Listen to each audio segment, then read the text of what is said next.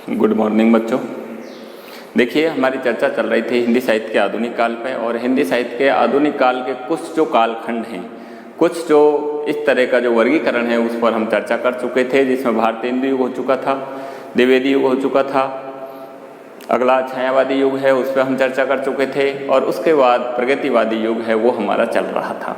प्रगतिवादी युग है उसकी जो प्रमुख प्रवृत्तियाँ हैं वो भी हमारी हो चुकी थी। अब अगला है हमारा प्रयोगवादी युग व नई कविता युग। अब देखिए, प्रयोगवादी युग व नई कविता युग दोनों अलग अलग हैं, लेकिन दोनों की जो प्रवृत्तियां हैं वो एक जैसी है, दोनों के जो कवि हैं एक जैसे हैं, इसलिए मैंने इन दोनों को एक साथ लिख दिया है। प्रयोगवादी जो युग है उसकी समय सीमा थी 1943 ईस्वी से 1953 ईस्वी तक। उसके बाद नई कविता युग है वो है 1953 ईस्वी से 1960 ईस्वी तक। लेकिन दोनों एक ही काव्य धारा के विकास की दो अवस्थाओं के रूप में है, इसलिए हम इन दोनों को एक साथ ही अध्ययन करेंगे। तो देखिए, सबसे पहले हम चलते हैं प्रयोगवादी युग। प्रयोगवाद क्या है? तो देखिए, हिंदी साहित्य में प्रयोगवाद शब्द का जो प्रारंभ है वो 1943 ईस्वी में तार सप्तक अज्ञेय द्वारा संपादित एक समाचार पत्र था, तार सप्तक। तो हिंदी साहित्य में प्रयोगवाद का प्रारंभ है वो अज्ञेय द्वारा संपादित तार सप्तक के प्रकाशन से माना जाता है। तार सप्तक नाम का एक समाचार पत्र था जिसमें तार यानी एक जैसी विचारधारा में बंधे हुए सप्तक यानी 7 कवियों की कविताएं थी। तो इस तार सप्तक समाचार के प्रकाशन से ही प्रयोगवाद का प्रारंभ हुआ है। अब देखिए, प्रयोगवादी जो विचारधारा के जो कवि हैं, प्रयोगवादी काव्यधारा के जो कवि हैं वो अपनी कविता में पुरानी जो कविताएं हैं उनकी परंपरा से हटकर, उसकी लीक से हटकर अपनी कविता में वो नया प्रयोग करना चाहते थे। वो नई संवेदनाओं, नए भावों एवं नए शिल्प से युक्त इस तरह की कविताएं लिखना चाहते थे जो पुरानी परंपरा से हटकर थी। इसीलिए इस काव्य धारा का नाम है वो प्रयोगवादी नाम सार्थक हुआ। ये कवि, प्रयोगवादी कवि, अपनी कविता में अपनी व्यक्तिगत भावनाओं को, अपनी व्यक्तिगत संवेदनाओं को नए नए रूपों में, नए नए प्रतीकों के माध्यम से, नए नए उपमानों के माध्यम से, नए नए बिंबों के माध्यम से व्यक्त करना चाहते थे। ये कविता में नवीनता लाना चाहते थे, नयापन, भाषा की दृष्टि से, शिल्प की दृष्टि से, भावबोध की दृष्टि से, संवेदनाओं की दृष्टि से, ये हर दृष्टि से ये कविता में नयापन लाना चाहते थे, नया प्रयोग करना चाहते थे। इसीलिए इस काव्यधारा को प्रयोगवादी काव्यधारा नाम दिया गया। ये कवि अपनी कविताओं में अपने व्यक्तिगत जीवन की जो संवेदनाएं हैं या दमित काम वासनाएं हैं उनको भी व्यक्त करना चाहते थे। उनके साथ साथ ये मध्यम वर्गीय समाज का जो हास्योन्मुखी जीवन है उसको भी अपनी कविता में व्यक्त करना चाहते थे। लघु मानव की जो अभावग्रस्त मानव की या लघु मानव की जो संवेदनाएं हैं उनको इन्होंने अपनी कविता में व्यक्त किया है। इन्होंने भावनाओं के स्थान पर बौद्धिकता पर बल दिया है। इस तरह प्रयोगवादी काव्यधारा के जो कवि हैं वो अपनी कविता में नए प्रयोग करना चाहते हैं। प्रयोगवाद व नई कविता है वो दोनों एक ही काव्यधारा के विकास की दो अवस्थाएं हैं, क्योंकि प्रयोगवादी काव्यधारा में जो नए प्रयोग हुए हैं उन्हीं का विकसित रूप नई कविता है। शिव कुमार शर्मा ने इन दोनों विचारधाराओं को लेकर के कहा भी है कि प्रयोगवाद और नई कविता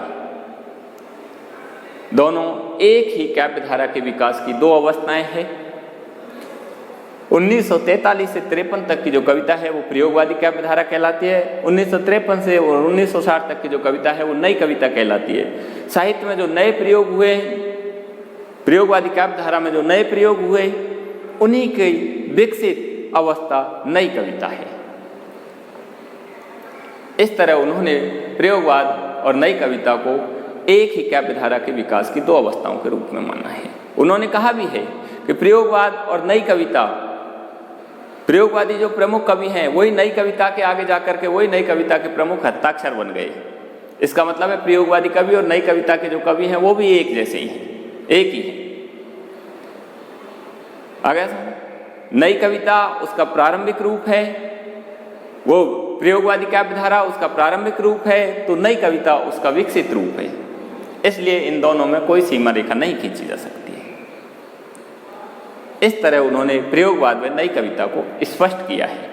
अब अगली जो अपनी बिंदु है वो है प्रयोगवाद में नई कविता की प्रमुख प्रवृत्तियां। प्रयोगवाद में नई कविता की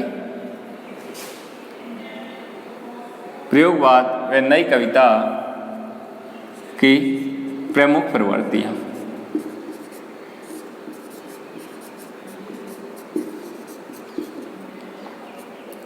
प्रयोगवाद में नई कविता की प्रमुख प्रवृत्तियां क्या है? अब देखिए, प्रयोगवाद में नई कविता की जो प्रमुख प्रवृत्तियां को तो हमने पहले ही बता दिया कि प्रयोगवाद क्या है, अर्थात साहित्य में पुरानी परंपरा से हटकर जो नए प्रयोग किए गए हैं, भाषा की दृष्टि से, उपमानों की दृष्टि से, प्रतीकों की दृष्टि से, बिंब की दृष्टि से, शिल्प की दृष्टि से, विषय वस्तु की दृष्टि से जो नए प्रयोग किए गए हैं वही प्रयोगवाद है। तो नए प्रयोग करना ही प्रयोगवाद है। इसलिए प्रयोगवादी काव्यधारा और नई कविता की जो पहली विशेषता है वो है नवीनता। नवीनता, क्योंकि ये हर दृष्टि से साहित्य में नवीनता लाना चाहते थे, पुरानी परंपरा से हटकर नया दिखाना चाहते थे। विषय वस्तु की दृष्टि से, शिल्प की दृष्टि से, सब दृष्टि से साहित्य में नयापन लाना चाहते थे। इसीलिए प्रयोगवादी काव्यधारा और नई कविता की जो पहली जो विशेषता है वो है नवीनता। लिखा भी है, प्रयोगवादी काव्यधारा के कवियों ने कहा भी है, ये प्रयोग करने में विश्वास करते थे। अज्ञेय जी ने इनको नई राहों का अन्वेषी कहा है कि ये नई नई राहें खोजते थे। और इतना ही नहीं, अज्ञेय ने तो इतना तक कहा है कि प्रयोग करना ही मात्र हमारा इष्ट नहीं था, बल्कि प्रयोग तो एक साधन मात्र था नई कविता में। आगे देखिए, नवीनता लाना चाहते थे, लिखा है इन्होंने। नवीनता हर क्षेत्र में नवीनता लाना चाहते थे कविता में, विषय वस्तु की दृष्टि से, भावबोध की दृष्टि से, शिल्प विधान की दृष्टि से, ये हर क्षेत्र में नयापन दिखाना चाहते थे कविता में। भाषा की दृष्टि से भी ये नवीनता लाना चाहते थे। इन्होंने लिखा है, पुरानी परंपरा से हटकर जो कविता में जो नयापन लाना चाहते थे उसके लिए इन्होंने लिखा भी है कविता में कि आओ हम उस अतीत को भूलें और आज की अपनी रग रग के अंतर को छू लें। देखिए क्या कहा है, आओ हम उस अतीत को भूलें, कि अब हम उस अतीत का मतलब वो पुरानी जो इतिहास में जो जिसको लिखा है हमने उन चीज़ों को अब हम भुला दें और अब हम कविता में ऐसी चीज़ें लिखें जो आज की अपनी रग रग के अंतर को छू ले, जो रोम रोम को छू ले, हर व्यक्ति को, व्यक्ति की पीड़ाओं को, हर व्यक्ति की संवेदनाओं को इस तरह से छू ले, इस तरह की कविताएं लिखें। आ गया समझ? तो इस तरह कविता में हर क्षेत्र से नयापन लाना चाहते थे।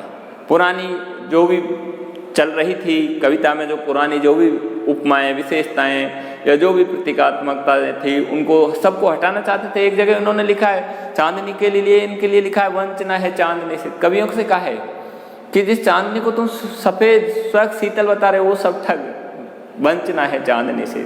झूठ है आकाश का वह निर्विधि गहन विस्तार, कि तुमने जो आकाश को गहन घोर व्यापक विस्तार बताया वो सब झूठ है।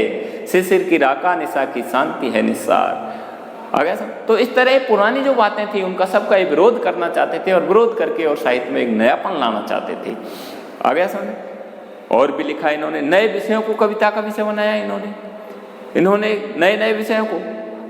जैसे एक कवि ने लिखा है, कूड़े से भरी गाड़ी नाम की कविता लिखी है, उसमें लिखा उन्हें, कूड़े से भरी गाड़ी खड़ी है गली के बीच, भंगी का इंतजार, गंदगी का संसार। देखिए क्या कहा है, कविता लिखी है इन्होंने, नया विषय बनाया है, कूड़े की गाड़ी, कूड़े से भरी गाड़ी खड़ी है गली के बीच, भंगी का इंतजार, गंदगी का संसार। तो इस तरह नए विषयों को इन्होंने अपनी कविता का विषय, नया प्रयोग किया इन्होंने कविता में।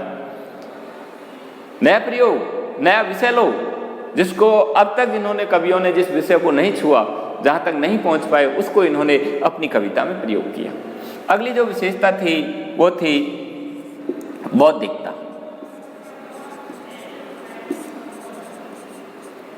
बौद्धिकता, देखिए प्रयोगवादी या जो नई कविता के जो कवि हैं वो अपनी कविता में बौद्धिकता पर बल देते थे। मानव शरीर के दो पक्ष होते हैं, एक बाह्य पक्ष होता है, एक बौद्धिक पक्ष होता है। बाह्य पक्ष जो होता है वो हमारे हृदय पक्ष से जुड़ा हुआ होता है, बौद्धिक पक्ष होता है वो बुद्धि से जुड़ा हुआ होता है। बौद्धिक पक्ष होता है वो तथ्यों पर बल देता है, भावना से जुड़ा हुआ जो पक्ष होता है वो भावों पर बल देता है, संवेदनाओं पर बल देता है। अगर इन्होंने कविता में संवेदनाओं को हटा करके, भावना से जुड़ी हुई हृदय पक्ष को हटा करके और उसके स्थान पर बौद्धिकता को स्थापित किया है। ये हर चीज को तथ्यात्मक दृष्टि से, वैज्ञानिक दृष्टिकोण से देखते थे। बुद्धि के दुर्ग में बैठ करके ये शब्दों का ताना बाना बुनना चाहते थे। हृदय की कैद से छूटकर बुद्धि के दुर्ग में बैठकर और ये शब्दों का ताना बाना सुनना चाहते थे। ये आज की जो पाठक को हर तरह से उसकी बुद्धि को झकझोरना पसंद करते थे, उसकी संवेदनाओं को या उसके हृदय पक्ष को छोड़ करके उसकी बुद्धि को झकझोरना पसंद करते थे। इस तरह के कवि थे।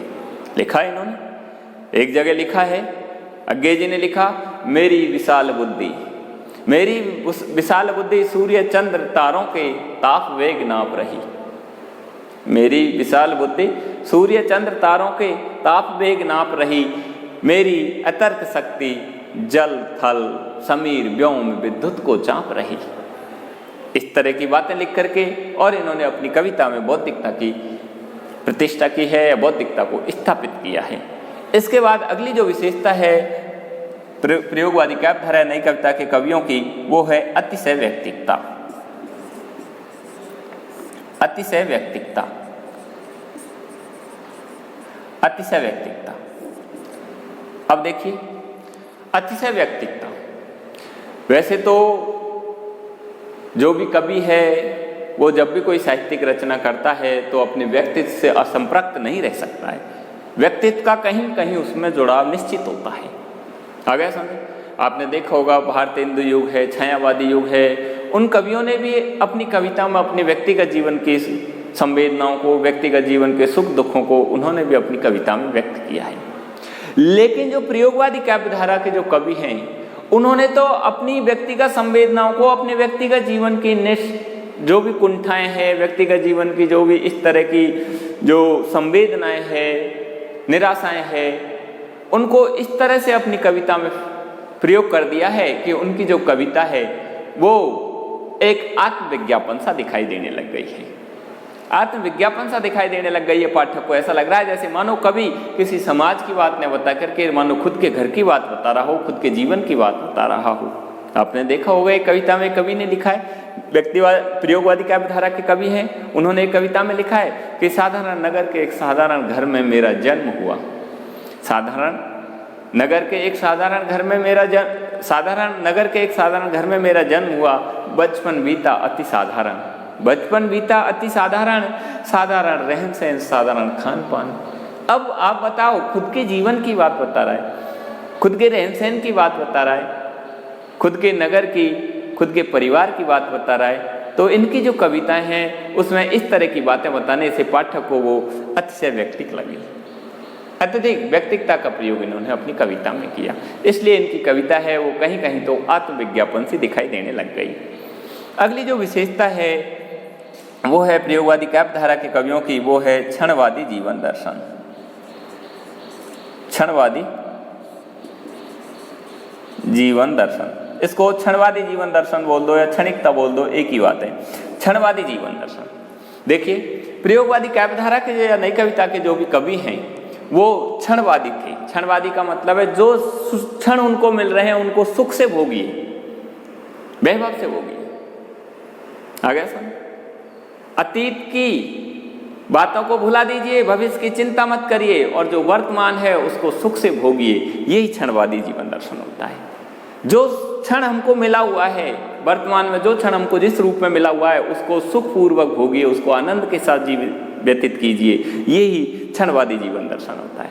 प्रयोगवादी काव्यधारा के जो कवि हैं वो न तो अतीत की घटनाओं को याद करते थे, न भविष्य की चिंता करते थे। वो वर्तमान को, जो भी उनको वर्तमान मिला हुआ है उसको सुखपूर्वक भोगना चाहते थे। उन्होंने लिखा भी है। प्रयोगवादी काव्यधारा के या नई कविता के कवियों ने एक जगह लिखा भी है इस तरह की विचारधारा को व्यक्त करते हुए अपनी कविता में। उन्होंने कहा, आओ हम उस अतीत को भूलें और आज की अपनी रग रग के अंतर को छू लें। आओ हम उस अतीत को भूलें और आज की अपनी रग रग के अंतर को छू लें इसी क्षण, क्योंकि कल हम नहीं रहें, क्योंकि कल वे भी नहीं रहेंगे।